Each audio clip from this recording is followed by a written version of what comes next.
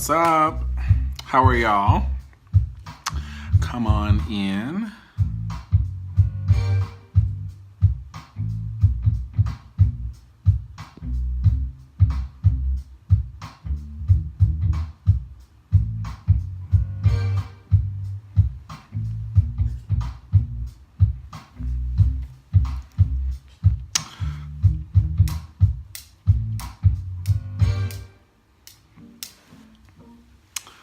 What's up, people? This is Antonio P. I am Antonio P. And I want to welcome you all to Resumes and Cover Letters. And so a couple of nights ago, I got some feedback. I thought it was just a general Facebook post and talking about my experiences as a recruiter in looking at resumes and cover letters and wanting to just say, hey, you know, some things you just shouldn't put in a resume. Some things you shouldn't put on a cover letter. Some things you can tighten up just a little bit better to make sure that you are putting your best foot forward. So I want to spend some time tonight talking with you all just about my experiences as a recruiter, having sat on search committees, having reviewed a lot of resumes. I am in the process right now myself of wrapping up 2 searches.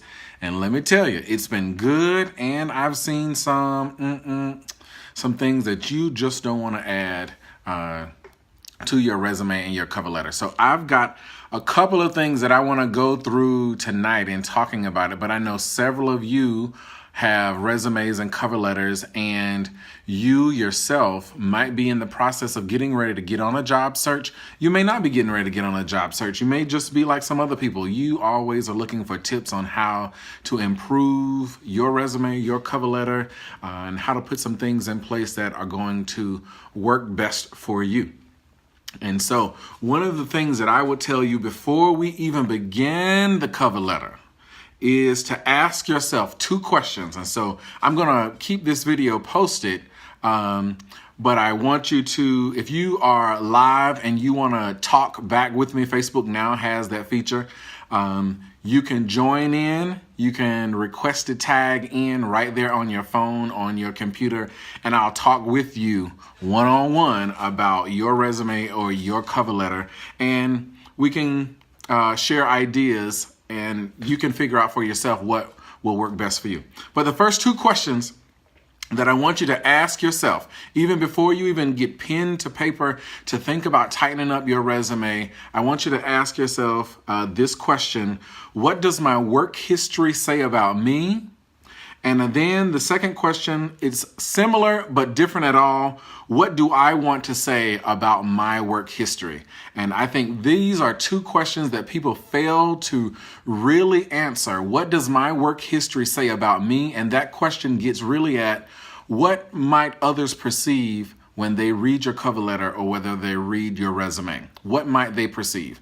And then the second question is, what do you want to say about your resume and your cover letter? And that's about you staying in that control position and controlling the narrative about yourself. You got to answer those 2 questions. And a lot of people don't actually talk about that, but we got to talk about the perception of the resume, because sometimes you may not even get a chance to get to a search committee before your resume gets squared out by a machine, or it gets passed off by that single recruiter. So I think I'm going to use some language tonight that speaks to higher education, but also can translate across industries. So I got a lot of friends who are in tech or who do IT work. I think each of us can benefit from being able to translate our resume into different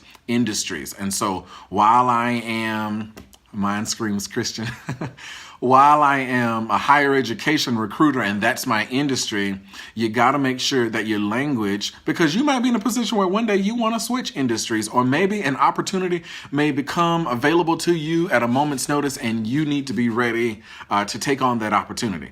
So again, I'll go back to that question. What does your work history say about you? And here is the point where a lot of people leave conjecture to a recruiter or to that machine or to the HR person. You leave them with questions. And your resume should always provide the answers. And it should, I don't want you to guess about what's happening with me. I want to tell my own story. So if you have gaps in your work history, you need to figure out really quickly what is your story. And that story needs to be consistent from the cover letter through the application process, through the interview process on. If you've got some gaps, you got to figure out what that story is. And you don't want to leave that up to recruiters. I'm going to tell you, I've seen in the last 3 searches, an individual clearly leave 2 years of work history blank. And, I understand the economy. Work is hard, especially when you are trying to stay within an industry and you are being very meticulous about it. I also understand when you've switched industries all on a dime. Maybe it was a downturn in your industry. Maybe the markets happened. Maybe you had a move. Maybe your health declined. I want you to become comfortable with your own story, whatever that is. You've got to, I want you to be realistic with yourself. If a recruiter looks at my resume, what might they say about it? So then figure out what it is, that story that you want your resume to tell. So there's a couple of types of resumes. I'm going to tell you a little bit about them, a couple that I have seen, a little bit about how I mix and match some of these myself. And then I'm going to give you one that I personally stay away from altogether. So you've got a chronological resume. So how many of you have chronological resumes? So just hit that heart button if you've got a chronological resume. That chronological resume it goes from I'm in this job now, I've done this job, I've done this job a year ago, I did this job 3 years ago. If that's your chronological resume, just hit that heart button. Maybe yours might not necessarily be chronological. It could be functional. So this is for a person who might switch areas. You might switch areas. So I saw someone had sent me a DM that just came up on the phone. So share the video. If you know people who could benefit from talking about their resume, because maybe you're a recruiter and you're like, baby, you need some help. This might be the night to get them some help. So functional areas, but back to functional areas. If you, for instance, I work in higher education, there are many different functional areas within a higher education. There is housing. I work in housing, student activities. There is Greek life. There is student engagement, development, diversity and inclusion. For those of you who work in HR, there is talent management. There's acquisitions. There's benefits. There's many different sectors that you could work in. You're in IT, maybe you're a systems analyst, maybe you're an administrator, whatever. You might have jumped around. So whatever your industry, functional area is a good way to do a resume as well. A third type that I have utilized just a little bit, but I haven't done a lot of teaching. So if you're a corporate trainer, or if you are a professional, if you're a teacher, professor, instructor, the curriculum vitae, however you might want to say it, the CV might be a route that you want to go. A lot of times when people do CVs, it's not bullet point. It's more paragraph formatted under your title. Say, for instance, your title is, say mortgage industry. You might, let's use that for an example. Say you're in the mortgage industry and you want to do it in the CV type format. You'd write a paragraph about some of the things that were pertinent in your job description and maybe some of the accomplishments that you had in there. Now, think about your own industry. I don't know everybody's industry, but at a certain point, your resume and your cover letter shift from these were my responsibilities to these were my accomplishments. And given where you're at on the totem pole within your own industry, if you're low level, you just might be, let's use for an example, you might have gotten a job, you're a student and you got a job at a fast food restaurant. It's an entry level job. You might have been on the fry line. So let's work that fry line, right? The best we can. You might have switched around and you might understand the entire operation that's there. So you want to make sure that your resume highlights those different areas on your resume. The last one that I would tell you to stay away from is a targeted resume. I've seen several of these, and that's where an individual decides whatever job that they're applying for, they only list the experiences that they have that are pertinent to that job. A part of the problem that I specifically as a recruiter have with that is your targeted resume leaves a lot of questions for me. And if at the point in me reviewing it, I've got more questions than I've got answers, you're probably going to go and file 13. Not unless you've got in that targeted area enough credentials that say, there's something else there. But targeted resumes that leave gaps. So I'll give you an example of one that I saw, and I knew it was a targeted resume when I saw it. You gave me 1 year of work history. There was a 3-year gap. There was a 4-year work history. Then there was a 2-year gap. And I'm sitting here because you didn't follow instructions and you didn't put a cover letter. And now you've left me wondering, well, what you been doing with all of this time, right? So at that point, you got to leave me with a little more. Whether you decide to do a targeted resume, maybe you might be a person who needs to use that objective at the top and talk about that maybe in a couple of sentences. So those are the different types of resumes that we have. We've got chronological, you've got a functional, you've got a CV, and you may have a targeted resume. And again, for those of you who just joined, I talked about the 2 questions before you even begin to do your resume that you need to review. You need to ask yourself, what does my work history say about me? And what do I want to say about my work history? Take some time. Write those 2 questions down and figure out your story. And so I take it from the narrative of when I have applied from positions, I sell myself as a change agent. And the jobs that I have applied for have been at times of great change within organizations. And that is true for the last 2 positions that I had. Those positions were at times of great change, and I listed in my cover letter how I achieved those objectives or charges that were given to me to talk about those specific things. So figure out, what is your narrative? Are you a change agent? Or I saw one that says in the mortgage industry, what are you doing in that mortgage industry? Are you a leading cutting edge performer? You flip mortgages, you're a high producer. Whatever that is, you might be in the private sector where return on investment is your forte. You may want to highlight in your resume or your cover letter the returns on investments that you've gotten, facts and figures. If that speaks to employers and yours, you want to make sure that you highlight that. One thing that you want to do separately, your cover letter should never be a rehash of what I have in your resume. That's a quick way for folks to be like, well, what was the purpose of you writing a cover letter? Okay. If you're just going to give me everything that you had in your resume, that cover letter, it should be your story. Give me the why in your cover letter. So a good cover letter that I've read a couple of these and I enjoy reading them. They pull me in and make me believe, man, this might be a good person for our team.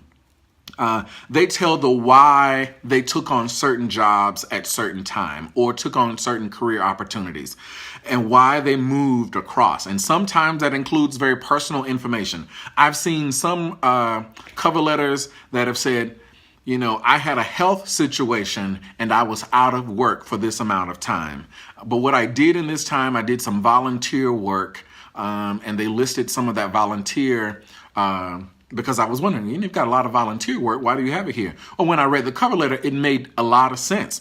This is a person who had a health situation, but they chose to stay active as much as possible during their downtime when they weren't employed. Makes a lot of sense to me as an employer. And you might be able to pull from that volunteer work over into this job. So think about that. What is the story that you've told? One thing for higher education, and again, I go back to, you got to know your industry. Job hopping might not be seen highly favorable. So in the private sector, that might be okay. You might have worked a job for 4 months. You've got recruited from another player in the industry, and you were at another job. And you might want to highlight that. Or maybe you were invited to apply for a role. If you are invited to apply for a role, make that known in your cover letter at the very top. Thank you for the invitation to apply. Boom. That lets folks know quickly how you're showing up in the pool that way. So I'm going to stop for a second before I get into some nitty-gritty details about resumes and see if there are questions that you have. So share the video, type in the box, or click add. And whether you're by audio or whether you are by video, let's get a question from you. I see a lot of y'all who are on here that I know. Hope you all are doing well. See some folks from Michigan, from South Carolina. See some folks in Virginia. Yeah, so what questions do you have? Tanisha, I know you were one. How long is a gap? I think that depends on you. If, depending on what counts as an invite. Okay, I'm gonna write these down since you throwing them up here. What's a gap? What counts as an invite from a role? So a gap, I would say a substantial gap might be anything more than, at a certain level, depending on your level, and I'm gonna use higher education since I know you work in higher education. Anything above 3 to 4 months, you might, if you are frontline to mid-level, I would say 3 to 4 months gap, you might need to figure out how you're going to explain it. It may just be, you moved, or maybe you left a position, or maybe you were terminated from a position.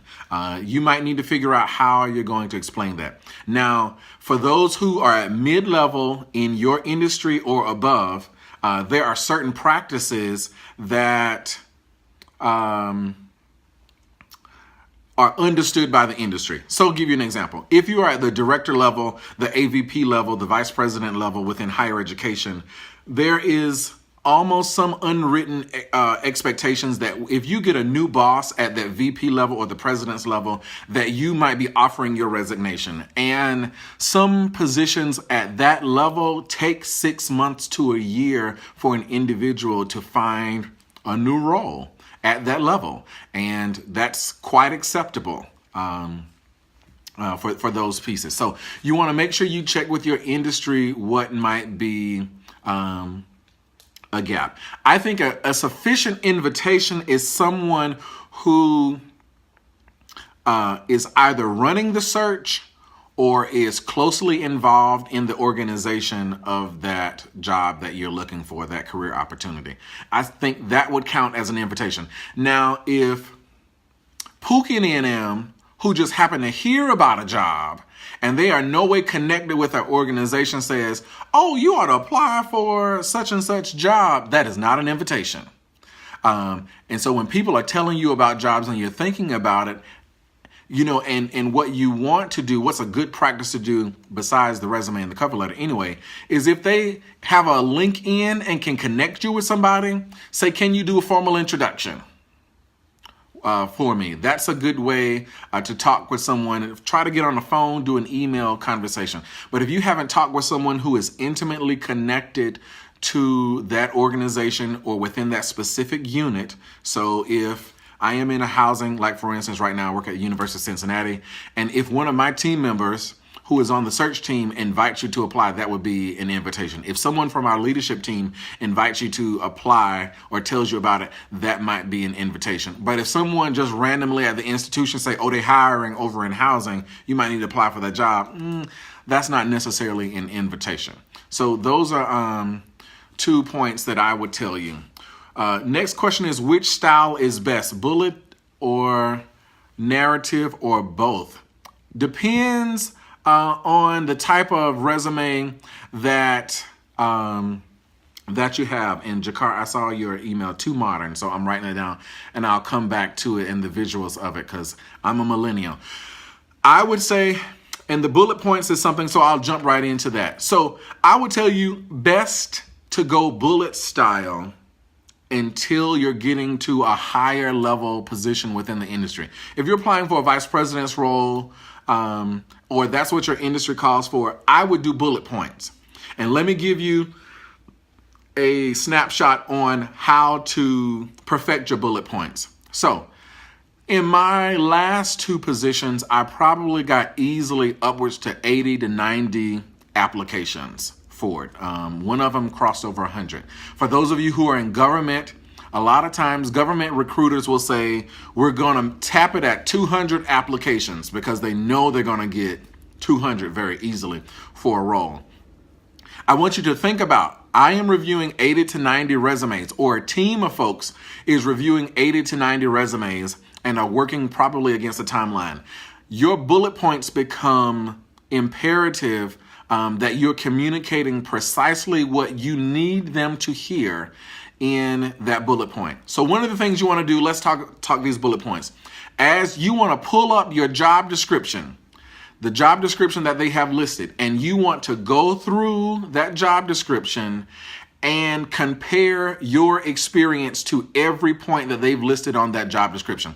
So if they are asking for 5 years of experience, you want to make sure you got 5 years experience, and somewhere between in your cover letter, you want to address 5 years of experience. So a good way, if they're asking, okay, you need 5 years of experience, I want you to say in your cover letter, for the last 7 years, I have been working as a change agent within this industry. That's covering your 5 years of experience. I got you right there. That lets me know some point there. But those bullets, you want to make sure that if you're going to do bullets, that you've got enough in that job to do more than 2 bullets. Don't give me 1 bullet for a role. Save that for the cover letter, or omit it altogether from your resume. If you do not have more than 1 bullet, and most of us in your roles, if you're currently working, you have enough to do 3, 4, or 5 within a section. So make sure those first 3 bullets communicate the highest priorities that are listed on that job description. Most of the time, job descriptions are written with the highest priorities at the top. That's the way I write mine. That's the way I wrote most are written. So if it's you performing a certain function, you doing supervision, you want to make sure that in your first 3 bullets, because as a recruiter, and I'm going to do a quick scan, that's all the time that I have. And I'm going to come back to this. Okay, I see she's got the experience, she's got the job, you've got the education, you've done blah, blah, blah, blah, blah, boom, boom, boom, boom, boom, 1, 2, 3. My eyes are hitting it, and I'm going down it really quickly. Okay, so don't think that most recruiters are spending time going to read your entire resume. And this will get into the point of being too modern and too flashy. I like the visuals. I have been handed a resume that had a scent on it. And so some of you may remember the movie that Reese Witherspoon did, where her resume had a scented smell. I've been handed a resume that had a scented smell when I went to a recruiting conference. And it was a good flash, but don't let the paper take away from the work. Okay? Don't let the visuals take away from the work. And the most of the time, know this, that your resume, if it's going through an HR coordinator, they're getting black and white. So, we're not out here printing color.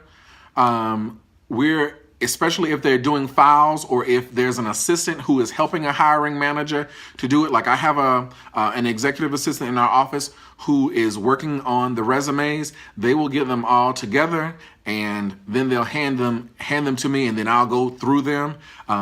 So I would tell you, don't get too spatial on it. Not unless that's what your industry calls for. And let me give you an example. Graphic designers, folks in IT, their one-page graphic resumes is something that their industry calls for. But do that bulleted point and make sure that in those first 3 bullets, you're hitting the highest priorities that they have. Add the rest of them in there, but make sure that those first 3 bullets hit the high points in every one of your sections. My resume, I would say, is kind of flat, boring, a little bit more modern, visual. I would tell you, stay away from some of those resumes that are in Microsoft Word that get really, really flashy, that are actually hard to format on the back end. I've seen some of those, and the way that they upload into a system doesn't necessarily look like what you produced on your computer. So one of the things that I always will tell people is when you get done with your resume, save it in a PDF format, because that Word format, I've seen enough resumes of where I know when they uploaded it, or at least I'm projecting and hoping for the best, that they uploaded it with good intentions, but when it showed up on my end, it looked a hot mess.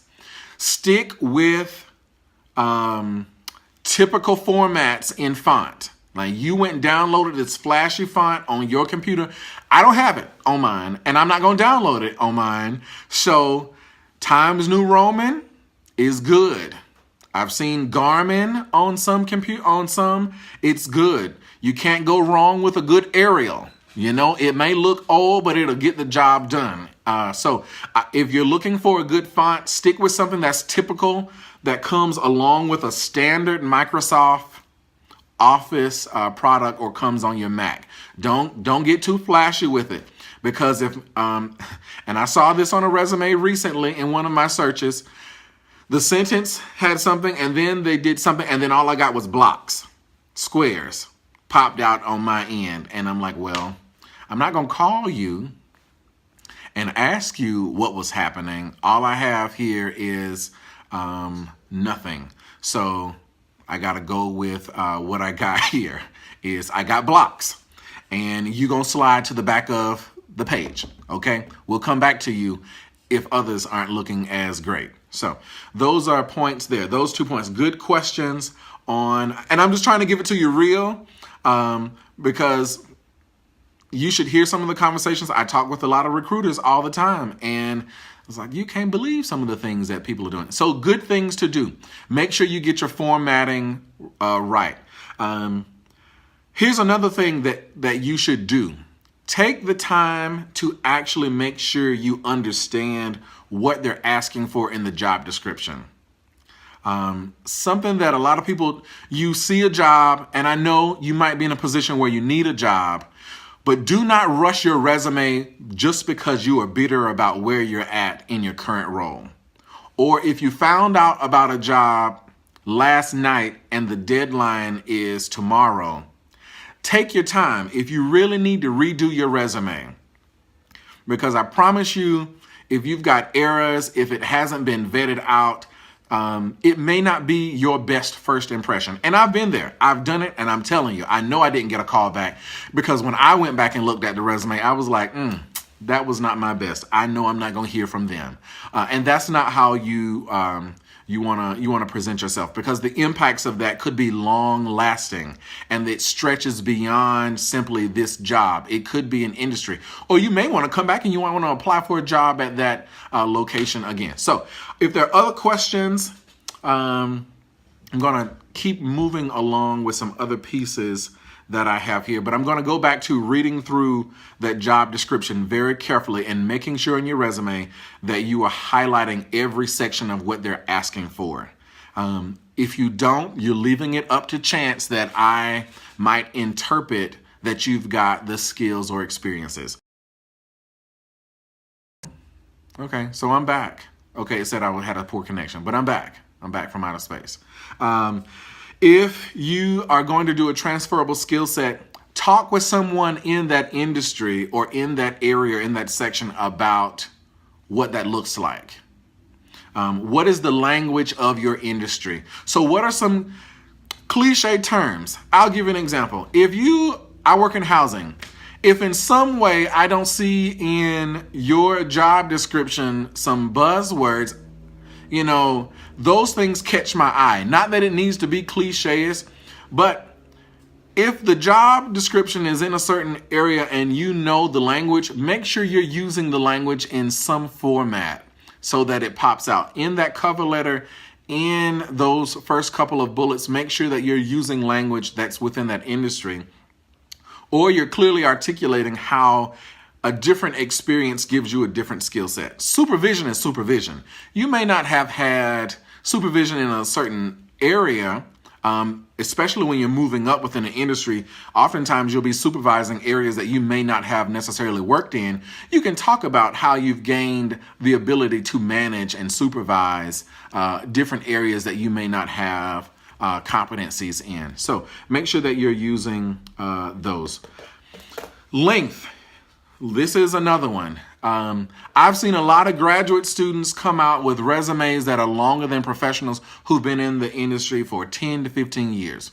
And I know folks are telling you just dump it all on there. I'm going to tell you, if you are moving from an undergraduate to a graduate role and you don't have significant work experience at a full-time capacity, scale back that resume. It's not looked highly upon in certain industries. Now, if you say, for instance, because I know some of you who are watching are you're in practicums that have you in, like, for instance, hospitals, in the healthcare industry, and you are working alongside, some of it full time, while you are getting your degree, you want to highlight that. That's full-time work. So you want to make sure that your resume is reflective of the experiences that you've had, especially when it comes to length. If I see another graduate student who I know you went from undergrad to grad and you're coming up in higher education and you've got this 5-page resume that talks about this one role, I got a lot of questions. You may still get through the pool, but I still got a lot of questions that's happening there. You can break down that resume to the core competencies or the core work that you were doing. If for one job you have 20 bullets on that one section and there isn't any progression in I accepted more responsibilities along with it, I got a lot of questions. What's happening there? So just make sure that the length is appropriate. What is an appropriate length? I would say for every year you are employed, a suggestion has been another half page on your resume. That's been the suggestion. So you should be engaging in work, hopefully in a way that is helping you to diversify your skill set and your competencies. Hopefully you're doing that own professional development where you're taking on new opportunities or you're taking on new projects. I know people who have been in the same job for 10 years, but they have done so much in that same role because they constantly looked for opportunities and ways to develop themselves and also diversify their skill sets. So make sure that you have the appropriate length of your resume. I'm gonna stop again and take some more questions. So if you've got more questions or you're just joining, I see another question here. If I have more experience than education in my industry, is it wise to detail every position I have did and how much? Really good question. I would say make sure that you highlight your work experience. And I may even call out, that you've had it. So highlight the work experience, highlight the time that you've had. You've been doing this for 10, 15 years. I would highlight that. Depending on the industry, 2 pieces. I work in education, so I want to see your education first. That's the first thing that I'm looking for, because that's probably how I wrote the job description, and wondering if you need to be factored out of the pool because of that. But in other places where it says certain level of degree or certification, and then or a number of years of experience. If you've got the experience, highlight the experience. You may not need to highlight every job, but in your resume, I would say there are more experiences that I would love to have a conversation with you about by phone or in an interview. And I'd like to talk to you about all of my work experiences, than those that are listed on your resume. So that may be one way that I would add in. I'm not listing everything. Another way that I've seen it done is at the top of your professional experiences, some people have written selected experiences. And that is a key way for me as a recruiter to know, okay, this is a targeted resume. There's more that's there. And so if there's enough in that target, I may keep it in the pool because I know there's more questions that I have. There's more to this resume than what's being presented. Legally Blind, yes, that was it. PDFing is good. Never send a word. Yes, good comments. Staff meeting, catch the rest on playback. All right, see you soon, friend. What's a good size font to use? I would say on font, using 10 to 12 is good. 13 might be pushing it. Just for my sake, I know when I'm seeing 13 and above, on font, but I wouldn't go smaller than 10. So 10, 11, 12, 13, somewhere in that range. Play with it. I have my current resume is a 10 font because I got it packed in, and I did that for length. It's a certain number of pages, and I don't want, the next page is full of white space, and I don't want to do that. So I packed it down to 10, but in the next iteration, I'm moving it up to 12. The one that I'm working on, just updating it now, it's at 12. So that's something. And grads in higher education, you have 1 year professional experience, not 2. Yes. Now, Brian, that is something that has been a conversation in higher ed. I have been on both sides of the fence. I come from old school where 2 years of grad is 1 year of professional experience, not 2. I have seen folks who, given their experience, have managed an area on their own that could technically, in my opinion, I would count as 2 years, simply because you ain't had no supervision or just the type of work that you've been doing. But for grads in higher education, I want to warn you, there are a lot of recruiters who will look at you and ask, okay, why are you saying you've got more years of experience than your resume actually has? So please make sure that you pay attention to those. Any other questions looking at it? So I'm going back to the cover letter. Let's talk about length on the cover letter. Do your research. Some folks find jobs on like monster.com and other posting sites. Click the links that are there and that take you to that industry or to that job's website and look for the job there. Some people might outsource to a recruiting agency, and if that's the only way that you can find the job, that's it. But do the due diligence of looking at the job description. They may tell you to address. Now, I know some recruiters who slide your resume to the back if you didn't address the cover letter in the format that they have asked you. Some cover letters, they are really strict. They only ask for 1 page. For private sector jobs, that is very important that you stick to what they're asking for. If they don't ask for a cover letter, don't give them more than what they're asking for. If they're asking you to upload a portfolio, make sure that you're uploading a portfolio along with it. Saying I'm going to upload and then I'm going to come back to it might not be the best way to represent yourself, because they sometimes some recruiters know that they have so many applications. Like, I'm often looking on the back end to see how many applications are in the pool to figure out whether or not I need to expand my search. I need to do another marketing campaign. I need to hit up more friends in the industry. And at that time, I might be taking a peek at some of the resumes just to see who's in the pool, to see kind of is the pool of good quality, or if I might need to expand my reach. So just know, sometimes even if the job date hasn't closed, that does not mean that somebody is not on the back end looking at those resumes already. So yeah, going back to that cover letter, make sure that you are addressing in that cover letter just exactly what they have listed. Make sure that you've got your story. Cover letters can become too long. For those of you who are in higher education, I would tell you, try to stick to a page. If you're at if you're at the associate or director level, you might be stretching into a page 2. AVP, VP. I've seen VP with 20 years of experience have a 4-page cover letter and also have a 17-page vita that goes along with it. Now, the vita included students that they had as doctoral students.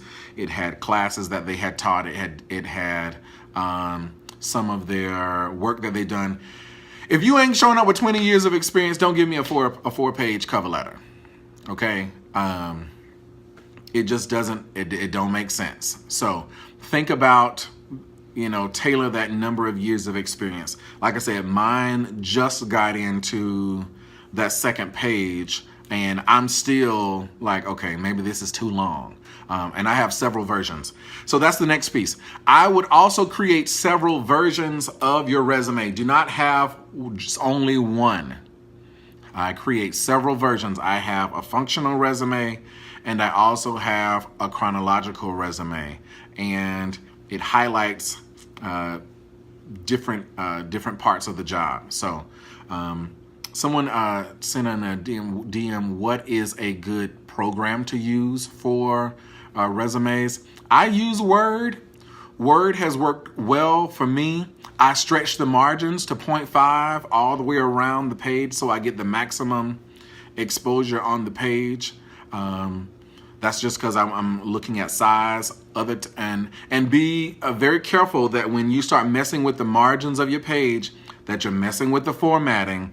And if you decide to shrink the margins in after you've done an expanded one, that it just may create some frustration for you as you're formatting your resume. So think about making sure that you've got several copies or several different versions of your resume.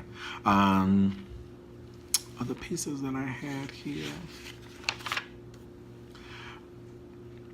Small piece, but do this on it. Make sure that you number your pages on your resume. If you've got 2 or 3 pages, I don't want to try and figure out if I've got a stack of resumes, and that's typically how you're looking at them. If I'm pulling them out of the folders and I'm just stacking them around, make sure that you numbered the pages, because I may not have stapled them, and I don't know if your resume got lost with someone else. So one thing that I do with mine is I put my last name and the page number on page 2 and beyond with the resume. So how do you approach when the job description required higher education, but you've done the job before? How do you stand out? Is it wise to apply? That's a good question. Moving right along down the list. If you're taking a chance, and if the job is called for higher education, there's two lines of thought. There's some people who will tell you, and I've been in this and I've told folks this too, especially when you've got the experience. Don't count yourself out. Let them tell you no, let that recruiter say that you don't have the qualifications, because you can't be considered for the position if you're not in the pool. That's one piece. So if you've got the experience, what does it hurt if you've got a resume and it's ready and a cover letter and it's no real inconvenience to you to say, I've got the experience for this. If it asks for a cover letter, make sure you highlight that work experience in the cover letter. Because you might be the candidate who passes through. And I know that's something that I've considered too. You might not have the experience, but if you've done this job, you might make it through the pool there as well. So I would say it just really depends on you if you want to apply. I've done it before. I've applied for a job because I believe that I've had the skill set to do it, and maybe not necessarily the years of experience. That's another one that comes out quite often is, I don't know if I've got the years of experience, but I've got the education for it. Shoot your shot. Go ahead and put it in. It can't hurt, but then again, you want to consider what is the inconvenience to you in that process. Do you need to do a lot of formatting? Some jobs ask you to go and get your transcripts. Do you have that readily available? That's something that you want to keep on hand too if you're in the job search process, is knowing that especially in certain industries in higher education, where we've had individuals to fraud employers and say that they had certain experiences that they didn't, and they're asking for transcripts now to verify that you've had certain levels of education. So I know several high-profile pieces that have hit our industry where it was just like, wait a minute, hold on, what's happening? And HR officials take note of that. Going into it. So if you've got transcripts, there's other documents, it doesn't hurt to go ahead and upload that to use. You ask about font. I did talk about font beforehand. Use Times New Roman. Times New Roman is a good one. Arial is a good one. Arial has like 4 or 5 different ones. So use the one that comes standard in a Microsoft package. Would branding words too much on a resume highlight to your style in the market?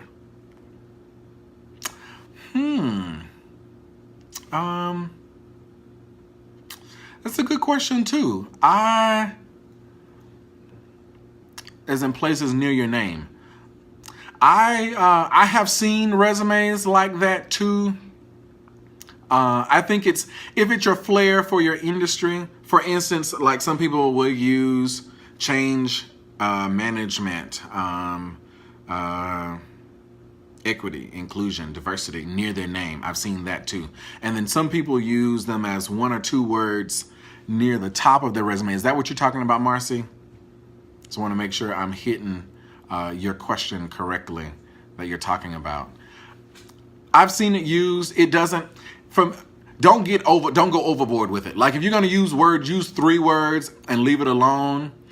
Don't start listing 20 objectives just because they're in the industry. I'm like, because mentally I have probably skipped right over that and headed to the next part of your resume. When listing community involvement and professional membership affiliations, should there be something to explain or is it just a listing?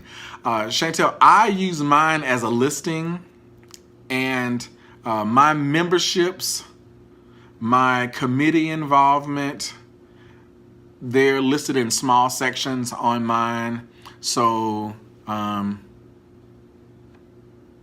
yes, Marcy, yes. So going back to Chantel's question, I just list them out. I don't do a lot of explanation with them. If it needs a lot of explaining, that's a good point to talk about in your interview. That's something else. I just use them as a listing, especially if the industry that you're applying for understands what those volunteer opportunities are. But again, in some jobs, people are looking for well-rounded individuals to see that you know how to have a life outside of working. And so I would tell you to just list those out and talk more about them. Is active military involvement considered a plus or a burden? Ooh, Brent, you asked a good question. Now, I am an individual who, I come from a military family, so I understand that. I do know that there are some individuals who have a lot of bias around that, and they do not, and some active military members do not include that in their job. Some decide to do include it because there is needed placement in the organization for military individuals serving in the military, veterans, or service members of some sort. So I know a lot of job applications in the demographic information will ask you if you are a service member, and it's up to you whether or not you ask for that. If the organization has a placement target, I think that's the word that I want to use it. If they are wanting to make sure that they're after certain individuals, or they have balancing, right? They may say, a job may say, we have a placement for women, right? That's a target of HR, because what they want to do is balance out the overall workforce in the organization. You might consider whether or not that's something, or they may ask you for your veteran status. You may decide to include that. I would tell you to include it. There's nothing more honorable than laying your life down to serve our country so that I can sit up in my home while you all are serving. So if a recruiter does not finds that that's not something that they could have advantageous in their organization, then shame on them. And I would tell you, ask yourself the question, is that an organization that you would want to be a part of as well? And if you find that you've been discriminated against, EEOC might be a place that you want to have that conversation. For public health, that's official. Well, I'm glad that that's there. I know that some new folks have joined on. We're talking about resumes and cover letters. We've hit a lot of good points. The questions that you all had me working right down my list of pieces that we had. So we've talked about font size. We've talked about length of resumes. We've talked about being very careful reading over it. One practice that I do with my resume that you may do, print it out and read it aloud to yourself to make sure that your words sound out loud what you thought they sounded like in your head. So I print it out and I read it aloud to myself. I probably will go through this 10 times or so before I even pass it off to somebody else on my resumes and my cover letters. How many years of experience should you list? How far back? I may have missed that. How many years of experience should you list? I would use, it depends on, Brandon, it depends on your market that you're in and what you're looking for. So I talked about earlier the types of resumes that you're using. Some people use chronological, some people use functional, some people use targeted resumes. If you're using a functional resume and you're not going to list everything, yeah, that's fine. I got you. If you're using a functional one, list in your cover letter that you've got more experiences, and you might want to highlight those in your cover letter if you're not going to add those to your resume. So again, it's personal choice how far back you want to go back with reading those cover letters. So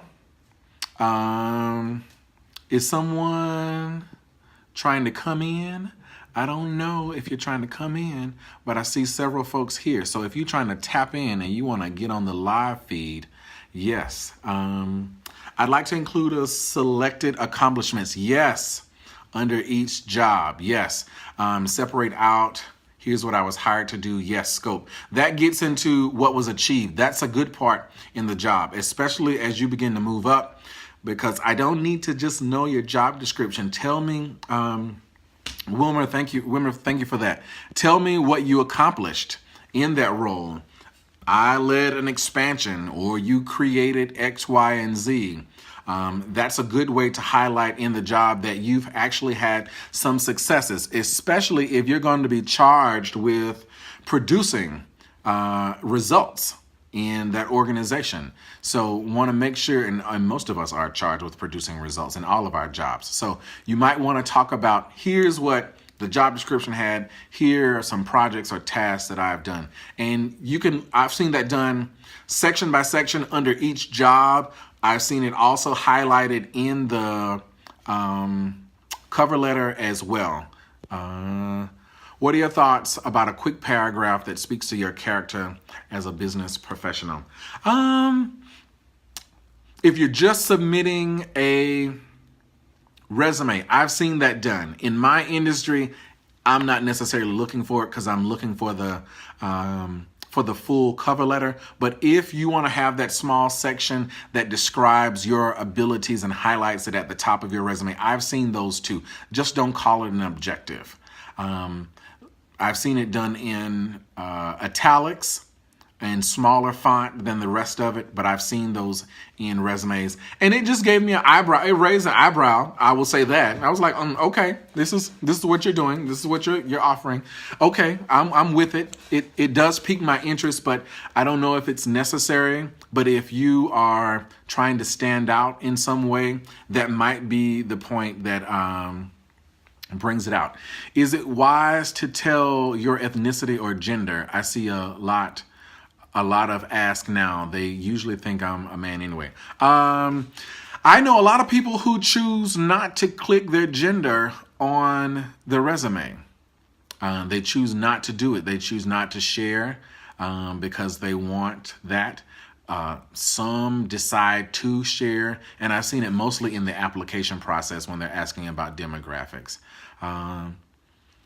If you desire to share your name or your ethnicity or your gender or anything about your sexuality or sexual orientation, I think it's up to you. I think you've hit on something there. I'm gonna tell you, in this day and age where some employers will discriminate against you simply on the basis of those things, and some new laws that have come out and some rollbacks that have happened, use your best discretion. I'll also tell you too, if you think that someone is going to discriminate against you in the application process, what will that say about you when you get on the job? It doesn't make it right. It doesn't make it fair. It is a reality of some of the pieces that are happening. So I'm gonna take a few more questions because it's almost 9 o'clock. Is adding recommendation letters a good idea? Maybe from a director or VP. Depending on your level, I have seen those. I've seen those happen. For me, it does nothing for me because what I'm looking for is your recommendations, a list of your recommendations. But in some industries, they ask for that, especially if you're going faculty. I've seen in the faculty route, individuals write letters to hiring and say, invite this person to apply, or they recommend this person to apply for the job. But I think that's up to you. I'm talking about the application. Thank you for the info. So we're at 9 o'clock. If this was helpful, let me know. Leave a comment. I'm going to be back with more questions soon in another live feed very soon. So let me know. What do you have questions about? I do recruiting. That's what I love. When I retire from higher education, I'm going to do this as a headhunter. So yeah, I appreciate all of you. Check it out. Check out my website, shameless plug, AntonioLP.com. I offer personal coaching if you want more one-on-one conversations, not only about your resume or your cover letter, but about how you can maximize the experiences that you had. Hit me up. We can talk about a free consultation and work out a plan for you that will help you be the best professional that you desire to be. I'm signing off from Cincinnati. I will see you all soon, and thanks for joining in.